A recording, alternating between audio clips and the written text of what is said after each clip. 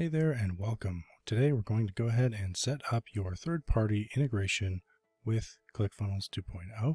So at this point, you've already integrated your third-party autoresponder, and if not, you can do so in this workflow as well. So let's continue here. So we're going to go ahead and go to funnels. Okay, and so you've got a funnel set up, hopefully. If not, you can go ahead and create a funnel real quick. I'm going to go ahead and use this one here. And we'll see we have our funnel steps. And on the right hand side, we've got this lightning bolt. I'm going to go ahead and click that. You can see I've got some existing workflows here. And let's go ahead and create a new workflow if you don't already have one. And we'll give it a name.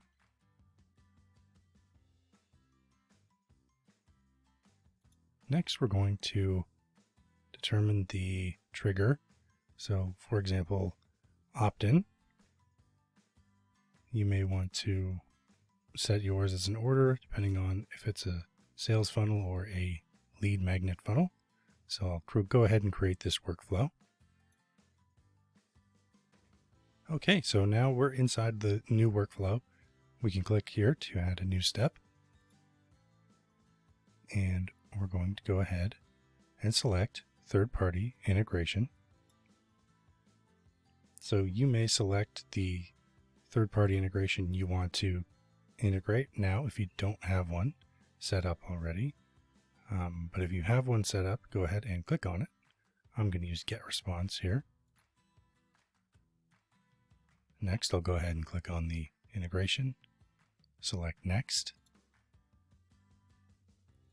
I'll select the action I want. So your list might look different depending on the autoresponder, but you'll be able to go ahead and select the option that makes the most sense to get them into your segment or your group, list, or tag to then trigger that autoresponder sequence that you're building over there in your integration.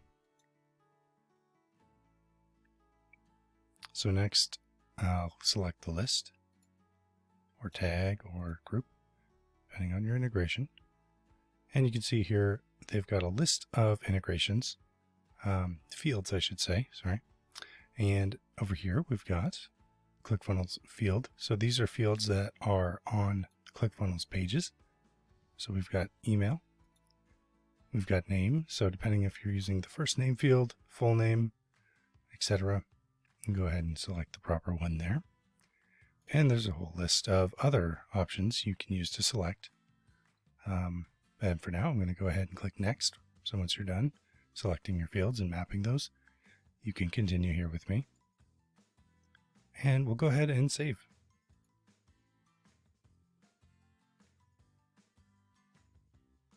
Okay, and so now we've successfully connected a workflow and a third-party autoresponder.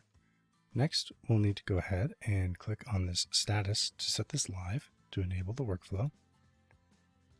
And we want to enable.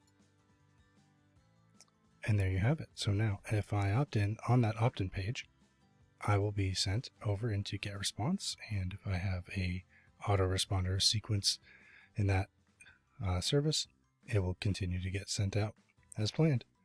If this video was helpful, please leave a like and have a great day.